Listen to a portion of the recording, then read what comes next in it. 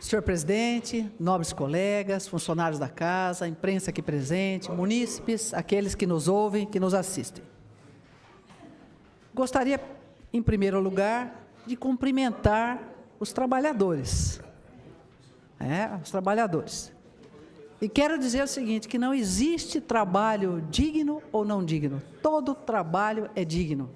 E a dignidade do ser humano não vem do favor, vem do seu trabalho, do seu suor, para prover a sua subsistência. Da mesma forma que cumprimento, lamento pela falta de emprego para 13 milhões, mais de 13 milhões de pessoas.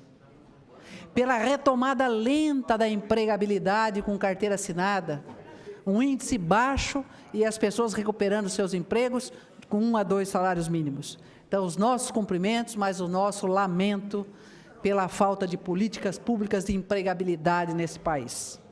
Fica aqui as minhas duas colocações.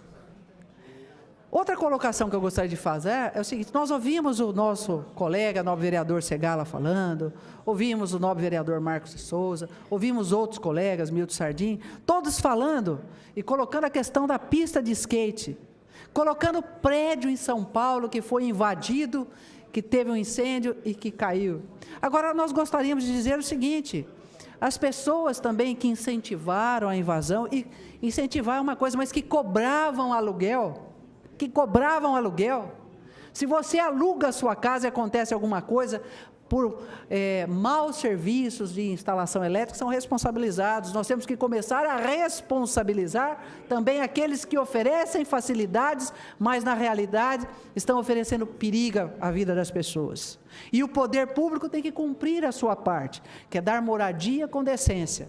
Mas se você der a empregabilidade, realmente você fará muito mais, porque a pessoa vai conquistar a sua moradia, Então, fica aqui algumas das nossas colocações. A questão das escolas, da manutenção, questões de prédio público, nós temos que olhar. A vereadora Chiara já deixou claro aqui o problema das rachaduras. E vou dizer, são escolas, postos de saúde, a própria prefeitura foi interditada no segmento dela porque não tem conservação. Então, me preocupa quando se prega aqui, construir, construir e só construir. Construir, preservar e conservar. Esse seria um lema que acho muito importante. Se você conserva, você não tem necessidade de criar espaços novos e futuros, que poderiam ser abrigados por coisas novas, e simplesmente são transferidos secretarias e pessoal para outras situações, onde você vê a depredação do prédio público, do poder público, do patrimônio público, por falta de atenção, de um olhar com um cronograma. A cidade, ela tem que ser tapada, todos os seus buracos, mas eu já pedi aqui, por favor, prefeito, vamos fazer uma ação, sei eu, na Bela Vista, na Falcão, no Meridota, mas vamos limpar todo ele, vamos deixar limpinho, depois vamos conservar, depois vamos para outro bairro, senão vai ficar assim, olha, puxa a minha coisa para frente, puxa o outro, faça uma relação clara, mostre para a cidade que o senhor vai limpar, conservar e vai poder limpar outro local. Isso eu acho importante, e o senhor tem condições para isso, Tem condições para isso. Muitos problemas aqui se repetem. O ditado é sábio, na natureza nada se cria, e realmente nós não criamos nem os problemas, eles não são recriados, eles ficam ali. Asfalto mal feito, que você já tapa e logo esburaca, veja o tangarás, aqueles remendos que a gente viu que parece band-aid de quinta qualidade, mas a gente espera que o prefeito trate com carinho o dinheiro da população, Agora, eu gostaria de dizer o seguinte, quem critica, faz colocações pesadas, também tem que ver o bom lado, e eu vejo. E quando eu faço crítica, eu mostro alguns pontos. Então, eu agradeço ao secretário da Agricultura, pela forma solícita que atendeu a reivindicação de morador, por melhorias na estrada rural, que é a continuação da Avenida José Sandrin, ali em Quirilândia. Olha, parabéns, secretário Levi, parabéns. Também cumprimento o Márcio Ferreira. Mal falamos que estava uma barbaridade o mato de frente aos vilarejos, já começou a capinar no sábado. Não está capinando para mim, não está capinando para o vereador Miltinho Sardim, não está capinando para o vereador Sandro Bussola, está capinando para um munícipe que lhe deu o voto e que, se não deu, está acreditando na sua gestão. Então, isso é importante, muito importante. A questão agora é uma questão que eu vou dizer para você que é muito delicada, muito delicada. Foi abordado até aqui numa reunião com alguns moradores, pelo vereador Fábio Manfrinato, mas desde quando eu saí candidata no primeiro mandato, disse que lutaria e queria atrás de fazer o poder público entender a necessidade da duplicação da Avenida Afonso José Aiello. Mas uma duplicação de fato, e não uma duplicação meia boca. Isso não, isso não. Agora, não dá para a avenida vir larga, estreita, a larga, estreita.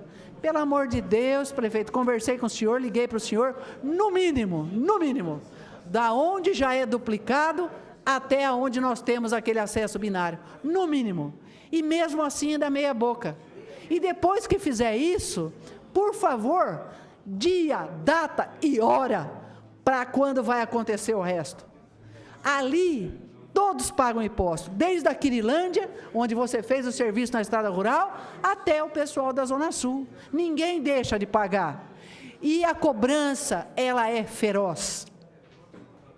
E os juros e as correções são realmente exorbitantes. Então, faça o serviço, tem 30 anos que estão esperando. Veja quanto dá o IPTU recolhido daquela região, fazia serviço há muito tempo. É que nós não podemos fazer, mas devia ficar claro, uma porcentagem do IPTU recolhido numa região tem que ser aplicado naquela região.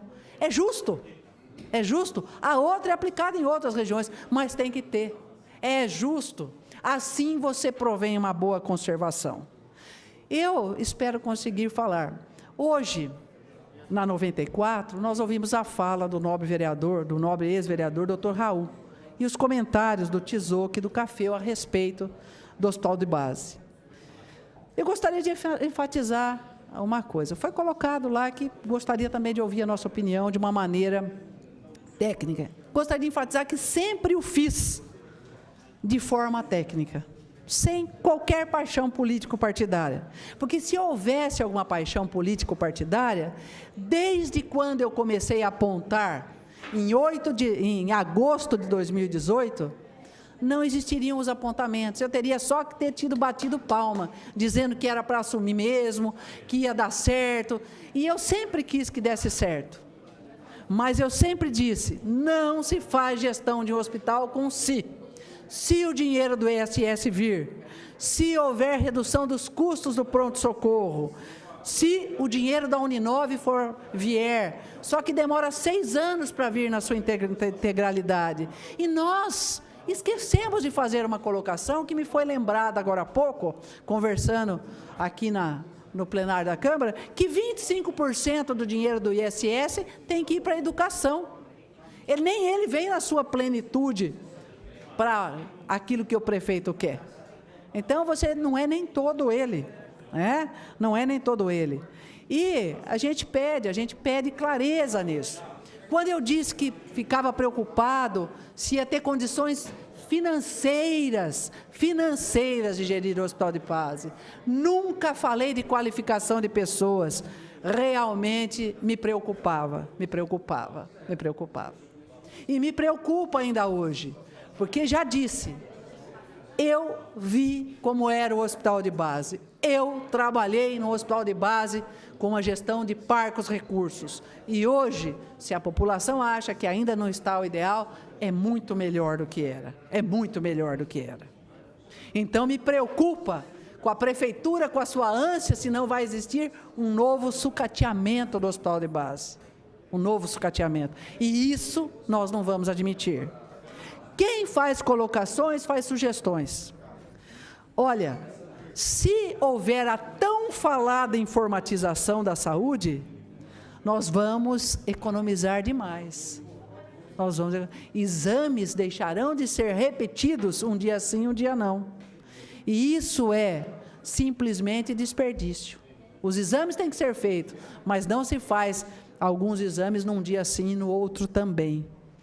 Se nós tivermos um prontuário unificado, nós vamos dar dignidade para a população. Então, a informatização tem que acontecer. Já foi dito aqui que foi comprado cabo óptico, tudo, pelo amor de Deus, aconteça. aconteça e nós vamos ver diminuir fila, aconteça e nós não vamos ter pessoas de madrugada esperando para ser atendido. Façam seus agendamentos e se tiver alguma urgência, coloquem num departamento ali para ver o que é urgência, para depois qualificar. Só um minutinho, senhor presidente.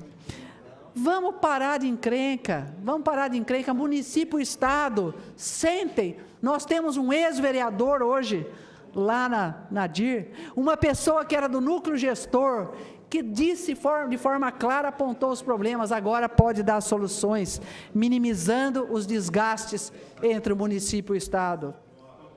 Por favor, avanços com responsabilidade na infraestrutura das PPPs também vai nos ajudar. Capacitação do servidor público, isso é prestígio, né? E peço ao prefeito que tenha um olhar carinhoso para uma coisa que pode diminuir muito as filas de espera, para um ambulatório de pequenas cirurgias.